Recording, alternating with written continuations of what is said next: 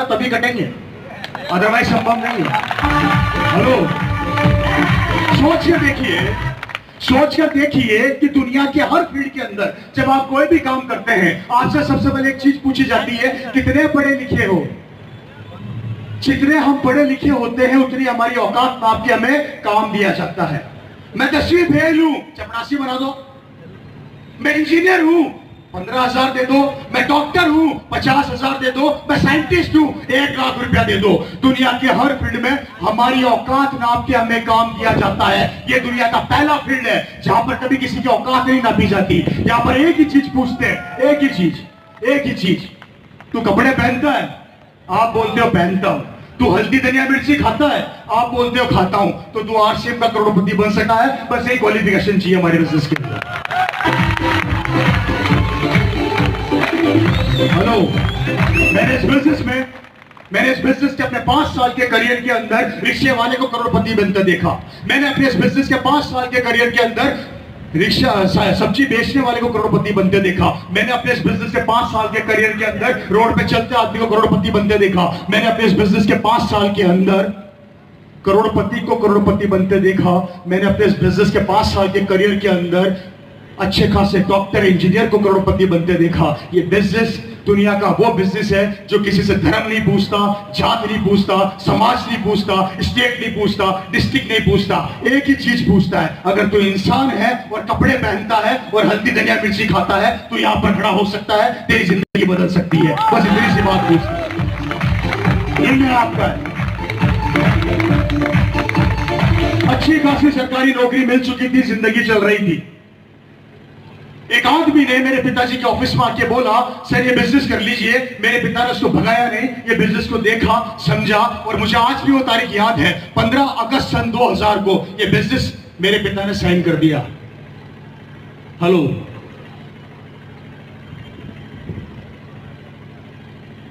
Business sign करने के 1 महीना निकल गया, किसी ने आरसीएम ज्वाइन नहीं किया। मेरे परिवार के अंदर जितने रिलेशन वाले थे सबको बताया तो सबने मजाक बनाई। अड़ोसी पड़ोसी को बताया तो उन्होंने हंसी उड़ाई। 1 महीने के अंदर लगभग 1500 से 2000 लोगों ने मेरे पिताजी को साफ मना कर दिया, हम आरसीएम नहीं करेंगे। आज की तारीख में आप लोगों को अगर 2 आदमी मना कर देना हम आरसीएम नहीं करेंगे तो हम नेगेटिव हो जाते हैं। क्या हो जाते हैं सर? नेगेटिव हो जाते हैं। एक दिन मैंने मेरे पिता से पूछा, पापा सरकार आपको 25,000 रुपया सैलरी देती है, अच्छी खासी सरकारी नौकरी है, ये क्या कपड़े बेच रहे हो? बंद करो इस काम को। तो मेरे पिता ने मेरे को बोला कि तू इसका फ्यूचर नहीं जानता क्या होने वाला है, मुझे इसका फ्यूचर दिख रहा है और मैं तेरे को बताऊंगा ये क्या चीज होगी। ये बात मेरी ध्यान से सुनना और समझना। जो बात मैं आप लोगों को बोल रहा हूं वो बात मेरे पास उनकी 2001 की डायरी में आज भी लिखी हुई है, जो अभी हो रहा है। मैं रिपीट कर देता हूं, सन 2001 को उनकी जो डायरी थी, उस डायरी में जो उन्होंने भविष्य लिखा था वो आज हो रहा है। मेरे पास उसी से नोटेड था, वो उसी समय उन्होंने लिख दिया था आने वाले समय में क्या होगा। एक आदमी ज्वाइन नहीं हुआ सर, एक आदमी, पूरी कॉलोनी में बदनामी हो चुकी थी। सुबह सब्जी वाला सब्जी देने आता तो बोलता और आरसीएम कुछ आया क्या? शाम को दूध देने वाला दूध देने आता तो बोलता और आरसीएम कुछ आया क्या? और आया कुछ नहीं था, क्योंकि दिमाग का सेटिस्फेक्शन तो नोटों से होता है ना। आरसीएम से जब तक थोड़ी बारिश नहीं हो जाए शांति नहीं मिलती कलेजे को। शाम को मेरा परिवार घूमने निकलता था तो मेरे घर वालों का नाम रख दिया गया था आरसीएम। और आरसीएम कहां जा रहे हो? मेरे पिताजी का नाम था आरसीएम 1, मेरा नाम था आरसीएम 2, मेरी मम्मी का नाम था आरसीएम 3, मेरी बहनों का नाम था आरसीएम 4 और 5। मेरे पिताजी ने इस बिजनेस के लिए अपनी नौकरी साइड में रख दी। एक आदमी जो एसी कैबिन के अंदर बैठा रहता था आज भैंसों के तबेले में जाके सो रहा है। एक दिन गुस्से में आके मैंने मेरे पिताजी से पूछा कि पापा सरकार आपको 25,000 रुपया सैलरी देती है, बंद करो इस काम को। पूरी कॉलोनी आप पर हंस रही है, पूरे जयपुर के अंदर बदनामी हो चुकी है। ज्वाइनिंग एक नहीं हुई, पैसा एक नहीं आया और टेंशन इतनी सारी ले चुके आप। आपके साथ भी होता होगा। किसके साथ हो रहा है भाई? जिंदगी बदलने वाली है। क्योंकि जब जब आपकी बदनामी चालू हो जाए, लोग आप पे हंसना चालू कर दें और लोग आपको आरसीएम का पागल बोलना चालू कर दे, समझ लो सफलता आने वाली है। क्योंकि पागल पागल इतिहास रचता है। पागल ही मैं नहीं कहता, लोग कहते हैं कि पागल इतिहास रचता है और समझदार लोग उस इतिहास को पढ़ते हैं। अब आप लोग पागल बनना चाहते हो, समझदार रहना चाहते हो? मेरे पिताजी सन 2000 में पागल बने, इसलिए यहां पर खड़ा हूं। लोग मालाएं भी बनाते हैं, फोटो भी खींचते हैं, लोग पीछे भी भागते हैं तो फोन भी करते हैं, लोग मैसेज भी करते हैं तो प्यार भी करते हैं। मेरे पिताजी पागल बने थे सन 2000 में, 2000 में। और मेरे पड़ोसी जो पागल नहीं बने, वो आज भी मोटरसाइकिल पर है, वो आज भी मोटरसाइकिल पर है। तो मुझे बताइए, पागल बनने में समझदारी है, समझदार रहने में समझदारी है? पागल बनने में समझदारी है ना? 5 साल इस आरसीएम बिजनेस का पागल बन जाना, मैं वादा करता हूं पड़ोसी रिश्तेदार एक दिन आपके पीछे घूमेंगे। और पैसा तो ऐसे आएगा कि आप लोग कमाने के लिए दौड़ोगे और वो वक्त आ जाएगा कि आप ही लोग आने वाले 5 साल बाद पैसा खर्च करने के लिए दौड़ोगे, लेकिन पैसा आता खत्म नहीं होगा। 5 साल सिस्टम का पागल बन जाना, मेरी जिंदगी बदल जाएगी। 5 साल। हेलो, समझ में आ रही है बात? ओपन ग्राउंड में मैंने मीटिंग पहली बार करी है, फंक्शन सेलिब्रेशन तो बहुत सारे किए। अब मेरे को समझ में ये नहीं आ रहा कि समझ में आ रहा है कि नहीं आ रहा है? सब अपने अपने एंटीने खड़े करो एक बार, जिन जिन को समझ में नहीं आ रहा। बात को ध्यान से सुनो।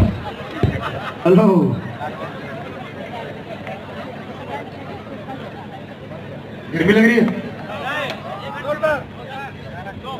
2 महीने निकल गए, किसी ने आरसीएम ज्वाइन नहीं किया। परिवार में बेइज्जती हो चुकी थी, समाज में बेइज्जती हो चुकी थी, गांव के अंदर इज्जत खराब हो चुकी थी, किसी ने इज्जत देना बंद कर दिया, लोगों ने प्यार देना बंद कर दिया, सबने हमें पागल कहा। मेरे पिताजी फिर भी नहीं रुके। एक दिन गुस्से में आके मैंने मेरे पिता से पूछा, सरकार आपको 25,000 रुपया सैलरी पापा दे रही है, छोड़ दो इस काम को। तब मेरे पिता ने मेरे को 2 बातें बोली थी। वो बातें उन्होंने मेरे को बोली थी सन 2001 के अंदर। मैं विजन की बात कर रहा हूं, यहाँ पे सपनों की बात कर रहा हूं, सोच की बात कर रहा हूं। एक शख्स जिसने 15-16 साल पहले इस आरसीएम का भविष्य देखा और उन्होंने मेरे को 16 साल पहले इसका भविष्य बताया था। मेरे घर के कमरे में उन्होंने मुझे बिठाकर कहा था, रवि सुन, मैं बताता हूं तेरे को आज आरसीएम बिजनेस क्यों कर रहा हूं। पहली बात, मेरे पिता ने मुझे कहा था, रवि सरकार मुझे 25,000 रुपया सैलरी देती है। जब बूढ़ा होऊंगा या इस दुनिया से जाऊंगा, मेरी सैलरी महीने की 1 लाख रुपया होगी। आज तेरे को बताता हूं ये आरसीएम बिजनेस क्यों कर रहा हूं। उन्होंने मुझे कहा था, ये आरसीएम बिजनेस मैं मेरे लिए नहीं कर रहा, ये आरसीएम बिजनेस के पीछे मैं पागल तेरे लिए हूं कि कल को अगर मुझे कुछ हो जाता है और मैं इस दुनिया में नहीं रहता, उसके बाद जहां से ये ओपी शर्मा छोड़कर जाएगा, वहां से रवि शर्मा चालू करेगा। ये इस बिजनेस की सबसे बड़ी ताकत है। मेरी बात ध्यान से सुनिए, अपने दिमाग में बिठाइए कि मुझे नहीं पता कि आप लोग अपने बच्चे, अपने परिवार के भविष्य को लेकर कितने सीरियस हो, मुझे ध्यान में नहीं है। लेकिन मेरे पिताजी मेरे भविष्य को लेकर इतने सीरियस थे। उनको दिख रहा था आने वाले समय में काम धंधे रहेंगे नहीं, नौकरियां रहेगी नहीं, तो मेरा बेटा क्या करेगा जब मैं दुनिया से चला जाऊंगा। उनकी वो सोच जो 16 साल पहले उनको दिख रही थी, आज उस सोच के कारण ये रवि शर्मा यहां पर मौजूद है। मेरी जिंदगी मेरे पिता की मेहनत के कारण 180 डिग्री कोण से बदल गई और आज यही रवि शर्मा अपने पिता की मेहनत को आगे तक बढ़ा के ले जा रहा है। लेकिन बात यहां पर यह आती है कि मेरी जिंदगी तो बदल गई, लेकिन आपकी और आपके परिवार की जिंदगी क्या होने वाली है, कैसे बदलेगी? नहीं बदलेगी। आरसीएम से मैं कारण बताता हूं आप लोगों को, वो इसलिए नहीं बदलेगी, अभी बाहर निकल के एक आदमी सुई लगाएगा और आपकी हवा निकाल देगा सारी की सारी। और ये फैक्ट है, ये कड़वा सत्य है।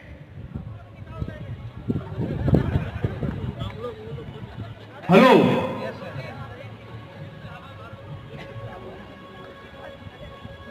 आप लोग कारों में आए, मोटरसाइकिल पे आए, आए नहीं है? आपकी गाड़ी का टायर खोलूंगा तो प्यार करोगे या पीटोगे? आपकी मोटरसाइकिल का टायर चुराऊंगा तो प्यार करोगे या पीटोगे? 1-2 हजार रुपए के टायर के लिए मेरे को पीटने को तैयार हो गए, एक पड़ोसी आपके सपने चुरा के ले जा रहा है, उससे कुछ नहीं कह रहे हो, क्यों?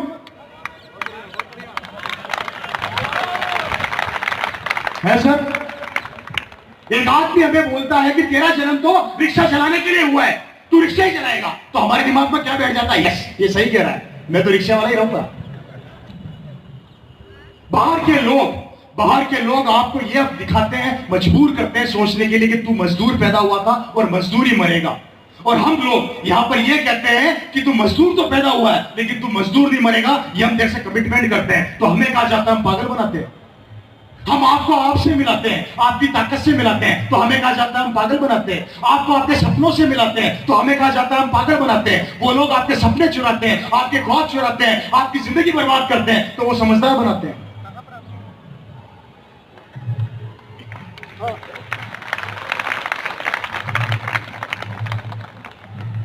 अगर मेरे पिताजी की हवा, अगर मेरे पिताजी का जोश सन 2000 में खत्म हो जाता या निकल जाता, तो मुझे बताइए आज मैं यहां पर होता क्या? या आरसीएम का बिजनेस का माहौल होता क्या? क्योंकि दोस्तों हमने वो वक्त देखा जो वक्त आपने नहीं देखा। 48 डिग्री सेल्सियस टेम्परेचर के अंदर ये रवि शर्मा अपनी साइकिल के ऊपर पैडल मारता हुआ कल्पना कार्गो में जाता था, कार्गो से कपड़े की गांठ रिक्शे में रखता था, मेरे घर पे लेके आता था और मेरा पूरा परिवार जमीन पर बैठ के वो 5 पैंटें पैक किया करता था। उस टाइम 5 पैंट का किट आया करता था 1260 रुपए का, कागज का किट, एक ब्लू रंग का किट, उसमें ब्लू रंग की किताब डालता था मैं। और वो किट भी कई बार तो जयपुर में बनते थे तो पिताजी की मोटरसाइकिल के ऊपर, और मोटरसाइकिल कौन सी? Kawasaki four stroke champion. उस मोटरसाइकिल के पीछे बैठ के उन किटों को लेके बैठ के घर पे आता था और पिताजी के साथ जमीन पे बैठ के मैं पैक किया करता था। वो दौर अब नहीं है, वो संघर्ष अब नहीं है।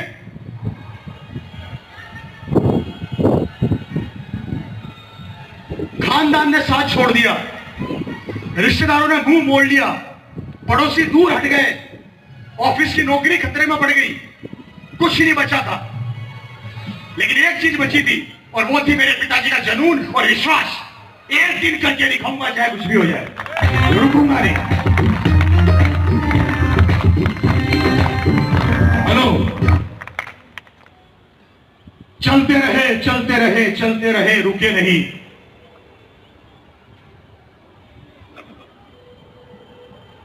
और तो नहीं हो रहे, आगे बढ़ू। पहला फोरम साइन कराया, पिताजी का बचपन का दोस्त। आप भी टारगेट करता है ना दोस्तों को, आप भी सबसे पहले दोस्तों के पास जाते हो। मेरे पिताजी का बचपन का दोस्त, उसने बोला, मेरे पिता ने उसको बोला एक बिजनेस आया तेरे पास लेकर आ रहा हूं। मेरे पिताजी ने बोला, उस दोस्त ने बोला आ जाओ। जयपुर से 250 किलोमीटर दूर जोधपुर, नाम सुना है जोधपुर का? जोधपुर बड़ी प्यारी जगह है, जो वहां पर जाता है वही का होके रह जाता है। जैसे सलमान खान, मदिलपा महीना, आसाराम जी, सोच समझ के जाना, बड़ी प्यारी जगह है। जोधपुर से 50 किलोमीटर पहले एक गांव पड़ता है जिसका नाम है नीमाज।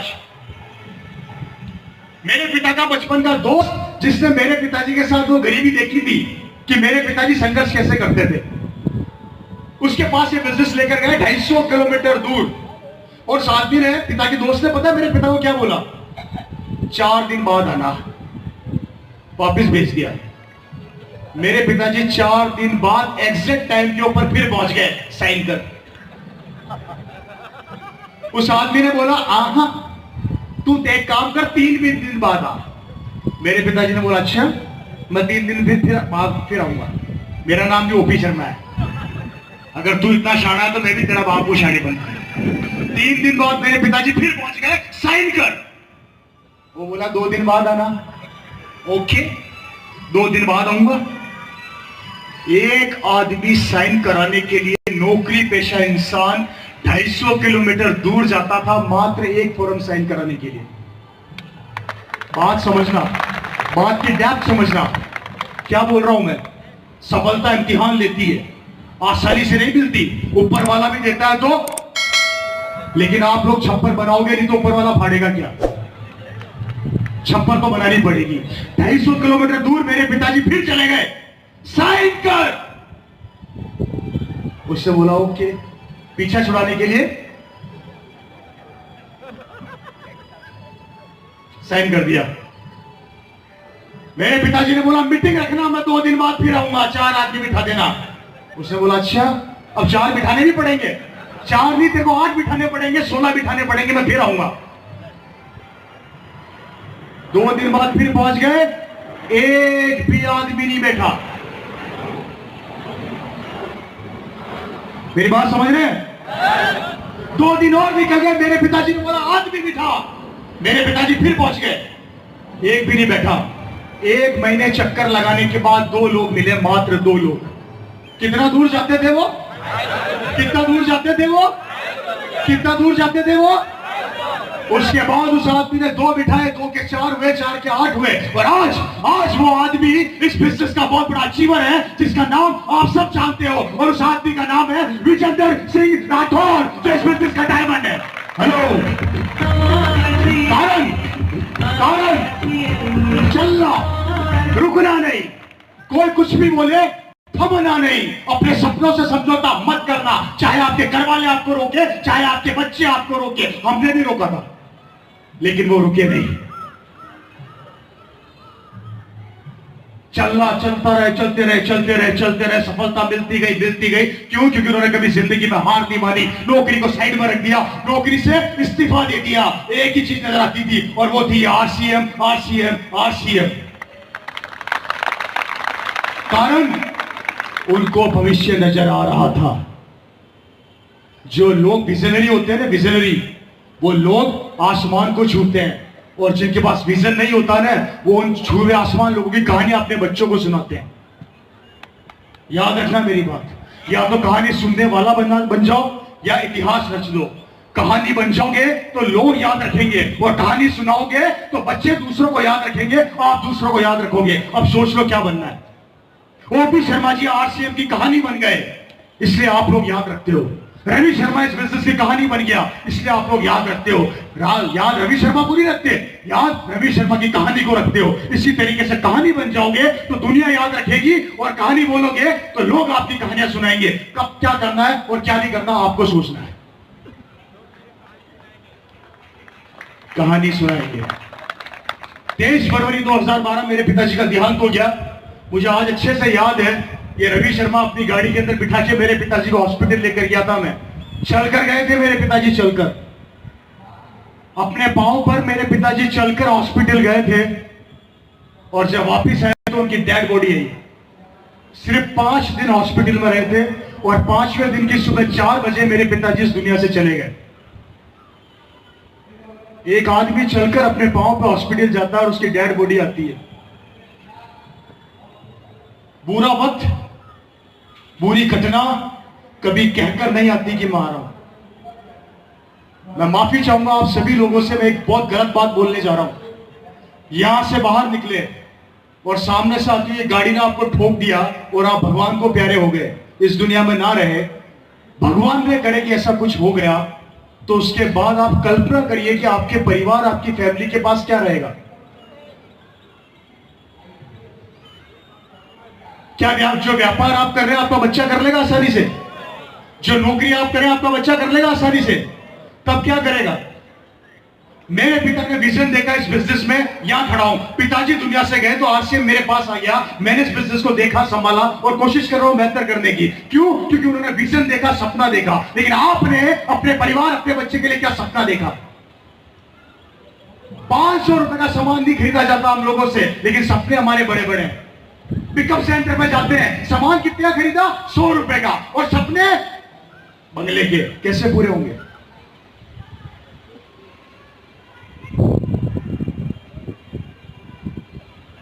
हम किसको धोखा दे रहे हैं? किसको? आरसीएम को। पटना में आरसीएम नहीं चलेगी तो क्या हिंदुस्तान में नहीं चलेगी क्या? तो फिर हम धोखा किसको दे रहे हैं? क्यों दे रहे हैं?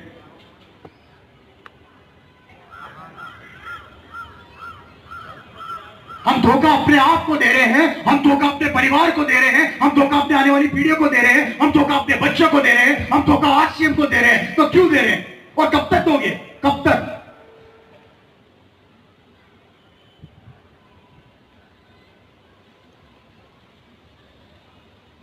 परिवर्तन कौन करता है? गाय भैंसे, जानवर कौन करता है? और हम कौन है? तो हम क्यों नहीं कर सकते?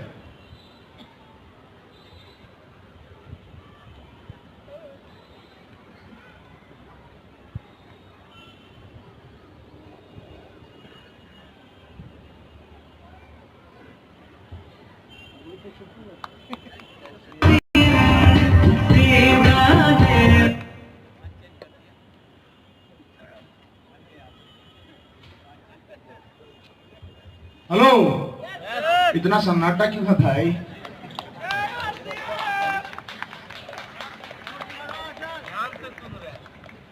ध्यान से सुनिए, समझ लीजिए। मैं फिर बता रहा हूं दोस्तों, आज मेरी जिंदगी 180 डिग्री कौन से बदल गई। सब कुछ है मेरे पास, सब कुछ। मैं आरसीएम पैसे के लिए नहीं कर रहा। लोग मुझे बोलते हैं रवि जी आप सबसे बड़ी पिन पर हो। हूं, सबसे बड़ा पैसा आता है, लेकिन इस पैसे के पीछे की मेहनत किस किसने देखी? सचिन तेंदुलकर क्रिकेट का भगवान है, लेकिन भाई सचिन तेंदुलकर जब नेट पर प्रैक्टिस करता था हमने देखा, 18-18 घंटे पसीना बहाता था हमने देखा। हमने सिर्फ भगवान देखा सचिन तेंदुलकर का। उस भगवान ने कितनी मेहनत करी है भगवान बनने के लिए, वो हमने देखी नहीं देखी? वो मेहनत देखी है। पहली सीढ़ी नहीं चढ़ोगे तो आसमान नहीं छू सकते। पहली सीढ़ी चढ़ना सीखो, अपने आप को प्रिपेयर करिए। मैं कर सकता हूं, मैं कर सकता हूं, मैं कर सकता हूं, चाहे कोई भी रोके और कोई मेरे बीच में आए। अब मैं रुकने वाला नहीं हूं, मैं थमने वाला नहीं हूं। मुझे बनना है, मुझे करना है, मुझे आगे बढ़ना है। जुनून पैदा करना पड़ेगा, लाना पड़ेगा वो जोश। निकाल देना अपने दिमाग से गलतफहमी, निकाल देना अपने दिमाग से ये गलतफहमी कि मैं दुनिया का सबसे सिक्योर आदमी हूं। गलतफहमी में जी रहे हो।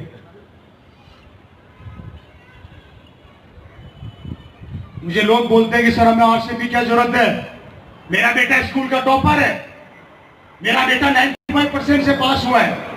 तो आपकी नॉलेज के लिए बता देता हूं, 98% वाले मार्केट में पहले ही घूम रहे हैं। लोग मुझे बोलते हैं सर हमें आरसीएम की क्या जरूरत है? हमारे पास तो पैसा ही पैसा है,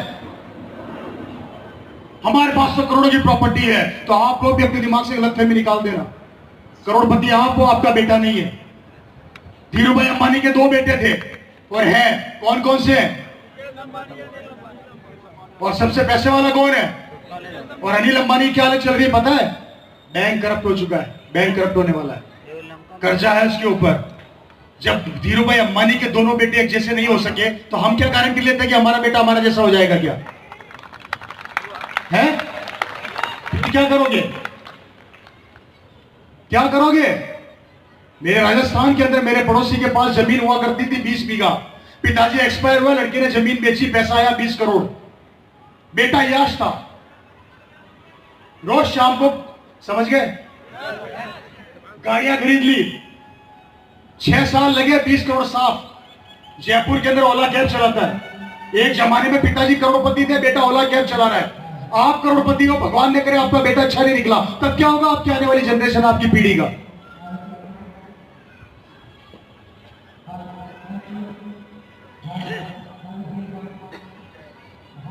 मत करो आरसीएम, करोगे क्या?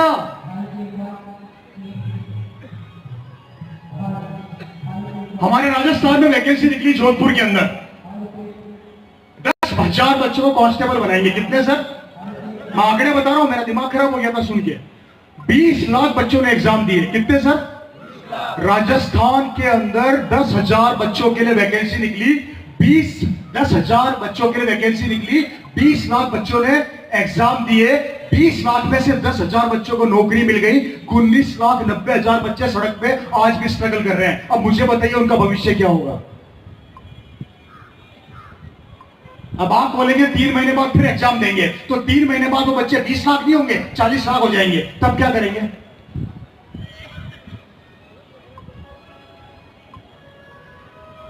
सरकारी नौकरियां बची नहीं, सरकार एक, हम अनेक। प्राइवेट सेक्टर में नौकरी चाहिए तो आपका भाई पहले तैयार है।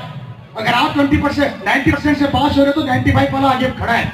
आप 95 से हो रहे तो 98 वाला खड़ा है। प्राइवेट सेक्टर में कंपटीशन के ऊपर नौकरियां मिलती है, गवर्नमेंट की नौकरियां बची नहीं है, व्यापार करने के लिए पैसा बचा नहीं है, काम धंधे बचे नहीं है, कंपटीशन बढ़ता जा रहा है, दुनिया डिजिटल होती जा रही है, मशीनें कब्जा करती जा रही है, आदमी बेरोजगार होता जा रहा है। भविष्य में करोगे क्या?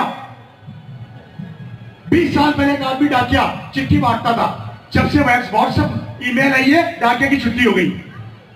20 साल पहले एक आदमी बैंक में नौकरी करता था, एटीएम मशीन आई, बैंकर की छुट्टी हो गई। 20 साल पहले एक आदमी एसटीडी की दुकान खोल के खर्चा चलाता था, जब से आपकी जेब में मोबाइल आया एसटीडी की दुकानें बंद हो गई। 20 साल पहले एक आदमी इंश्योरेंस करता था, आदमियों का गाय भैंसों कुत्तों का, जब से इंश्योरेंस ऑनलाइन होने लग गए इंश्योरेंस करने वाली दुकानें बंद हो गई। आने वाले समय के अंदर सीए चार्टर्ड अकाउंटेंट बेरोजगार होने वाले हैं, क्योंकि सीए की सारी आईटीआर ऑनलाइन भरेगी। ऑटोमेटिक ट्रक चलने वाले हैं, ऑटोमेटिक कारें आने वाली है, ड्राइवर बेरोजगार होने वाले हैं, ऑपरेशन मशीनें करेगी, डॉक्टर बेरोजगार होने वाले हैं, बिल्डिंगे कंप्यूटर बनाएंगे, इंजीनियर बेरोजगार होने वाले हैं, रेलें ऑटोमेटिक चलेगी, रेलों के ड्राइवर बेरोजगार होने वाले हैं। जैसे जैसे टेक्नोलॉजी आती जा रही है वैसे वैसे हम बेरोजगार होते जा रहे हैं, क्योंकि हर चीजें अगर मशीनें कंप्यूटर्स और लैपटॉप करने लग जाएगी तो आप और मैं क्या करेंगे? मत करो, मैं आरसीएम की बात नहीं कर रहा, मुझे तो आप बताओ क्या करोगे? निकाल दो आरसीएम को बाहर।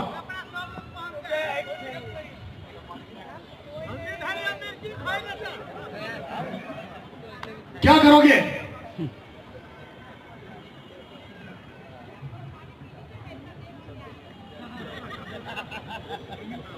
मैडम को मेरी पानी की टेंशन हो रही है। मैडम न्यूट्रीचार्ज खाता हूँ, टेंशन ना लीजिए, और आप जैसा आशीर्वाद है तो चलता रहेगा मामला।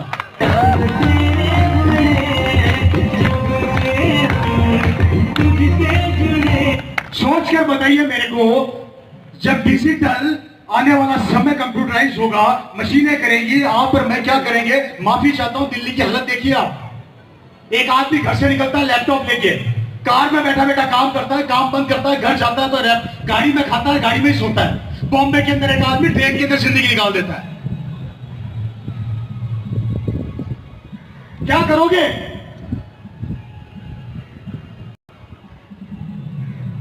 बेचारा एक फोटोग्राफर फोटो खींचता था, ये मोबाइल में जब से फोटो लगी है ना, बेचारे की दुकानें बंद हो गई, कोडेक कैमरे बंद हो गए, खत्म कर दी रोजी रोटी। ये यहां पर ये भाई साहब खड़े हैं, ये इस जगह पे एक जमाने में कैमरा हुआ करता था, मोबाइल लगा दिया।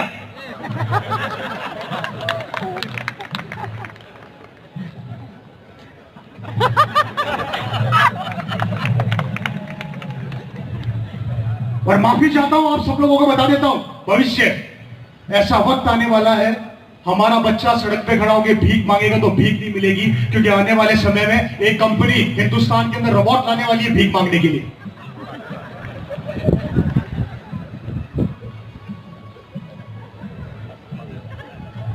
कोई रास्ता है? और हम चिल्ला चिल्ला के बोल रहे हैं दुकान बदल ले, दुकान बदल ले, दुकान बदल ले, तेरी जिंदगी बदल जाएगी। हमारी समझ में नहीं आती, पड़ोसी बोलेगा उसकी समझ में आ जाएगी। मत खाइए आरसीएम से, खाइए बाजार से। बड़ा दुख होता है मुझे ये जानकर, शाहरुख खान का बेटा क्या करेगा हम सबको पता है, अमिताभ बच्चन का बेटा क्या करेगा हम सबको पता है, धीरूभाई अंबानी के बेटे क्या करेंगे हम सबको पता है, लक्ष्मी मित्तल का बेटा क्या करेगा हम सबको पता है, लेकिन हमारा बेटा क्या करेगा हमें पता ही नहीं।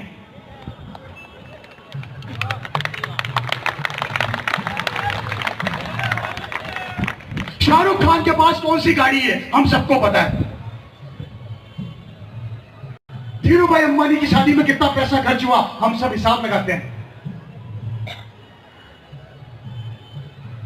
अमिताभ बच्चन की कौन सी पिक्चर आने वाली है हम सबको पता है, साउथ की पिक्चर आई करोड़पति बना दिया हम लोगों ने, कटप्पा बाहुबली हम सबको पता है, लेकिन हमारी जिंदगी क्या होने वाली है पता नहीं, हमारा बेटा कौन सी गाड़ी में घूमेगा पता नहीं, हमारा बच्चा जिंदगी में क्या करेगा पता नहीं, उसके पास गाड़ी भी होगी कि नहीं होगी पता नहीं, बेटा हमारा है ना इसलिए निकम्मा है, उनका बेटा तो स्टार है। कब तक दूसरों की जिंदगी का पता रखोगे? कब तक? आपके क्षेत्र में कौन सी सरकार आने वाली है? 5-5 घंटे बैठ के चर्चा कर लेते हो। सरकार वहां आने वाली है, आपको क्या मिला? लेकिन 6-6, 7-7 घंटे चर्चाएं करते हो बैठ के। समय किसका खत्म कर रहे हो? सरकार का या हमारा खुद का? क्यों कर रहे हैं सर?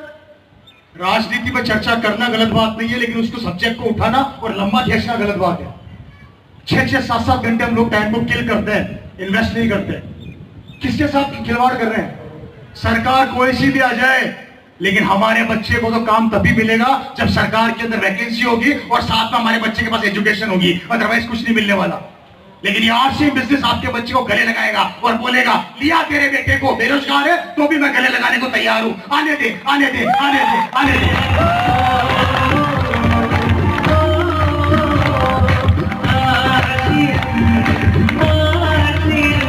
हेलो,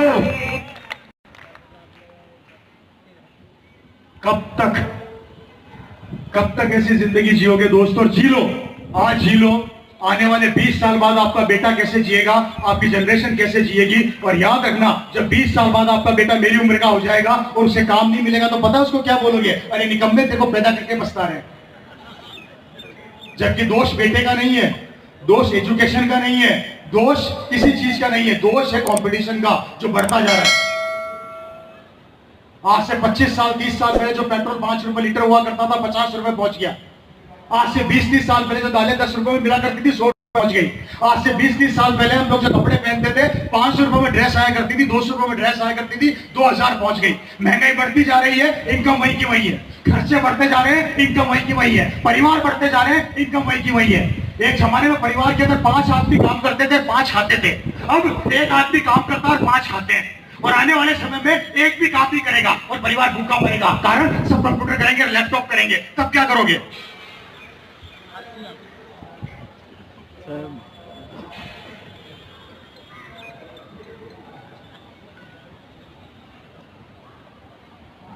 कमाल हो गया। जिंदगी आपकी, भविष्य आपका, बच्चे आपके, पीढ़ी आपकी, आपको पता ही नहीं है।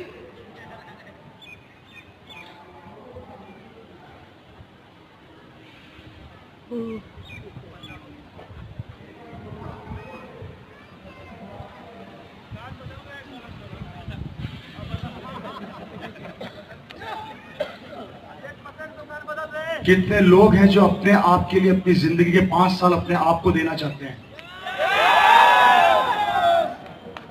मैं सिर्फ आपकी जिंदगी के 5 साल मांग रहा हूं। आपकी उम्र 50 साल, 45 साल, 100 साल, मुझे नहीं पता। मैं 5 साल मांग रहा हूं।